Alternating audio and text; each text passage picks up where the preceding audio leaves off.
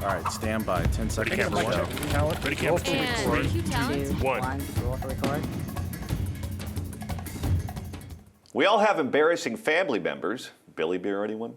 But Ben Affleck and PBS have gotten into a heap of trouble trying to trim his family tree.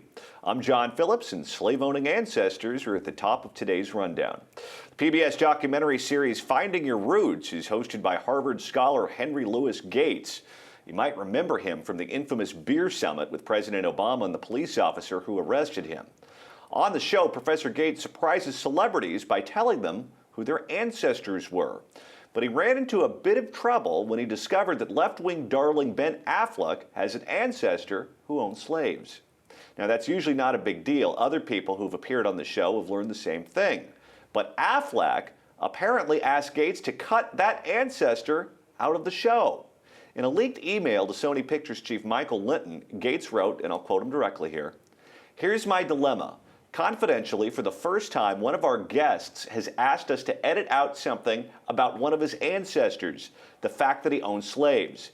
Now, 4 or 5 of our guests this season descend from slave owners, including Ken Burns. We've never had anyone ever try to censor or edit what we found. He's a megastar. What do we do?" End quote. Linton advised Gates to cut the slave owner out, but said if you get caught, things are going to get tricky. Well, they did get caught. And it's definitely getting tricky. In fact, PBS has now launched an internal investigation, and their own ombudsman is saying that he doesn't buy Gates' explanation that they cut out the slave owner because there were just more interesting people to cover, like Affleck's mother, who participated in the anti-racism Freedom Ride in the 1960s. Affleck also posted an apology on Facebook, saying he was embarrassed by his unexpected link to slavery. Joining me to talk about all the controversy is author and political satirist Scott Ott. He's in Dallas, Texas. Joining me right here in sunny Southern California, stand-up comic and PJTV contributor Stephen Cruiser. Cruiser, when I saw this story, I saw it from a very different lens than most people. I'm a conservative that doesn't watch PBS because I tuned them out a long time ago, just assuming that's a left-wing news organization. To me, this is a clear example of media bias, because if this was Sarah Palin, if this was Ann Coulter, if this was Dick Cheney or George W. Bush, and they found out that they came from slave owners, guess what? That's going to be in the first 2 minutes of the program. They're going to play it up, and it's going to be in every newspaper in the country. The fact that it happened to Ben Affleck and they gave him the courtesy of taking it out is a courtesy that they would have never given a conservative, and this is why we don't watch PBS. We have a winner. No, HuffPo wouldn't find a font big enough for the headline. They would have to do just one letter on each. You'd have to keep scrolling through. Them, Salon, everybody else would be screaming this for days on end. They'd be showing pictures of Sarah Palin with a whip in her hand. It would be they would go to extreme lengths to make sure this was all you heard about. You're exactly right about this. And what struck me first is it reminded me of how much I love the modern media era and how much I love social media and the whole digital era right now, because actors of old were used to having very carefully controlled personae, and their publicists took care of everything, and you could manage the entire story. That's why an entire generation of people, believed that Rock Hudson was happy with his wife.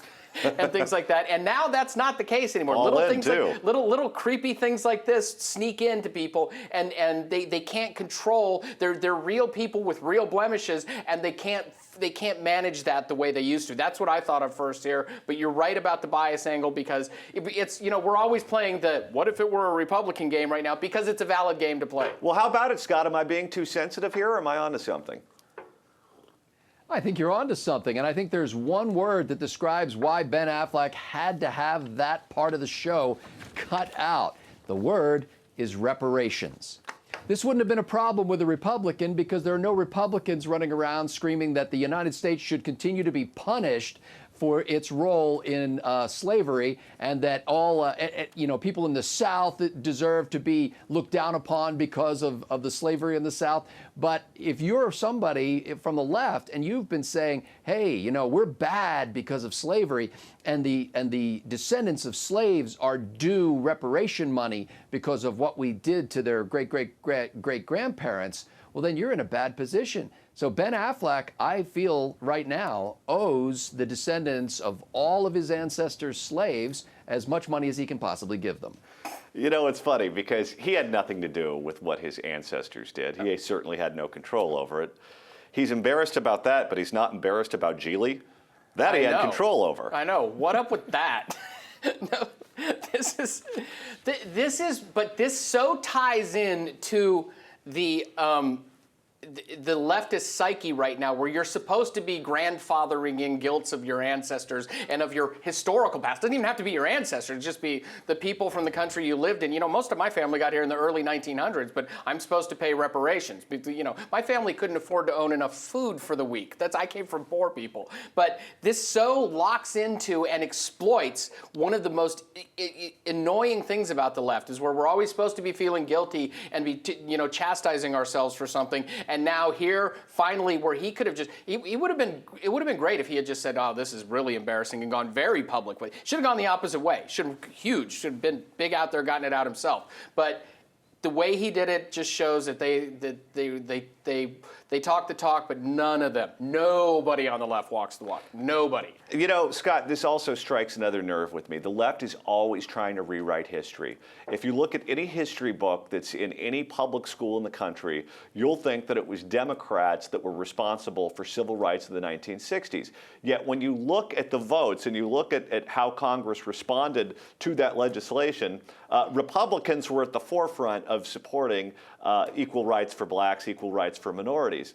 What Ben Affleck was trying to do here, at the core of that email to Louis Gates, is he's trying to rewrite history. He wants people to have a false narrative of what he and his family came from, what their descendants did.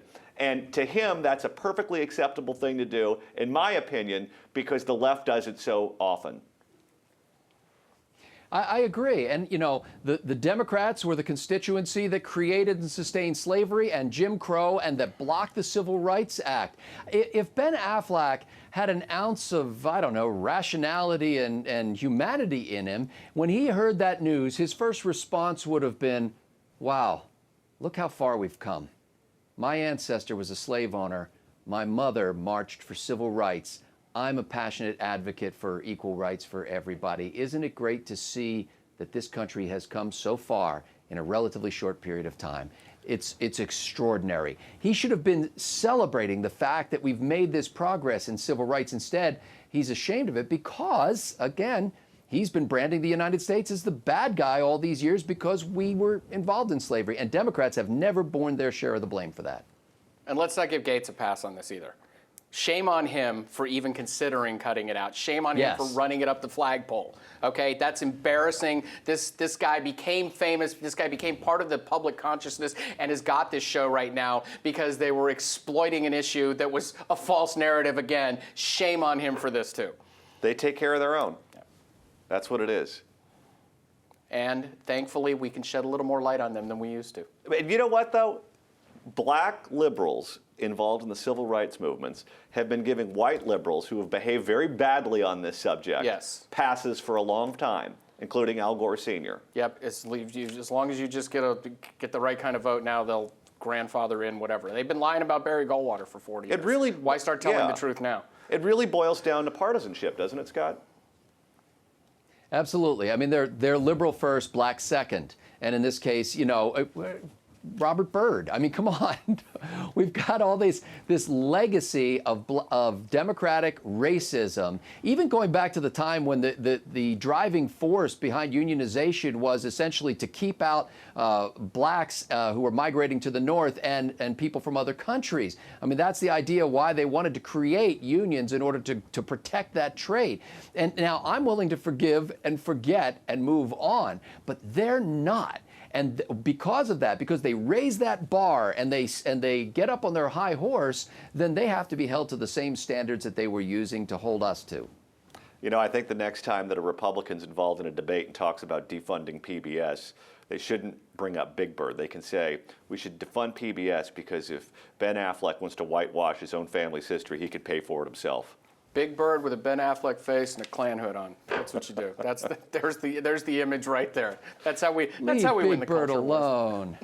And that's the image we're going to leave you with today. What do you think? Will people hold his ancestry against Ben Affleck? Tell us in the comments section below. Thanks so much for watching The Rundown. I'm John Phillips.